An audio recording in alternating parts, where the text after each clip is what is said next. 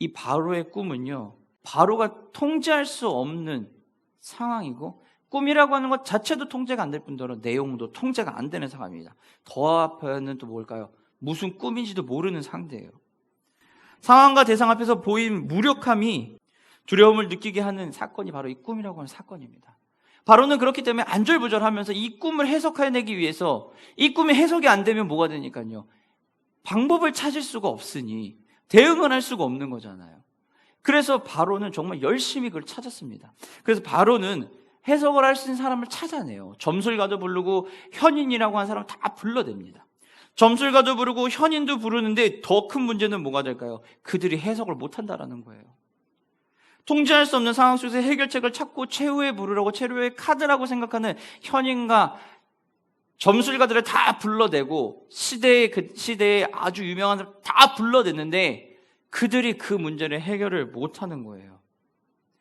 점술가 현인은 또 어떤 사람인데요? 그들은 주술을 하고 꿈을 해석할 수 있는 사람입니다. 현인으로 얘기하면은, 지금 이 시대로 얘기하면은 똑똑한 석학들, 비평가들, 또 이것에 대해서 해결해 줄 수 있고 이야기해 줄 수 있는 사람들, 코로나 관련돼서 보면은 과학자들이나 뭐 이런 분들, 그런 분들입니다. 이런 사람들을 불러가지고서 얘기하는 거예요.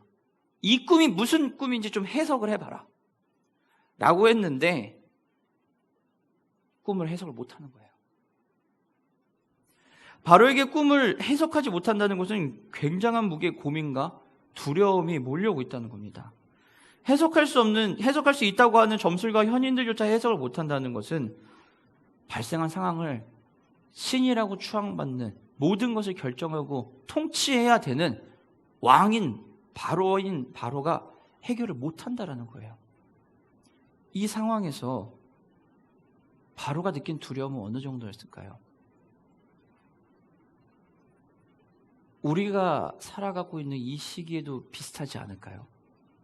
해결하고 대응할 수 없기 때문에, 불안하기 때문에 우리는 어쩌면 더 힘들 거라는 겁니다.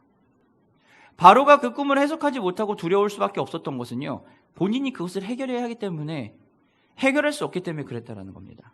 당면한 문제로 고민과 고통에 있다 할지라도요, 우리가 기억해야 되는 것은요, 하나님은 여전히 그 순간에도 하나님의 계획은 순조롭게 진행이 되고 있다는 거예요. 또 하나님은 우리를 위해서 열심히 일하시고 결코 멈추지 않으신다는 겁니다.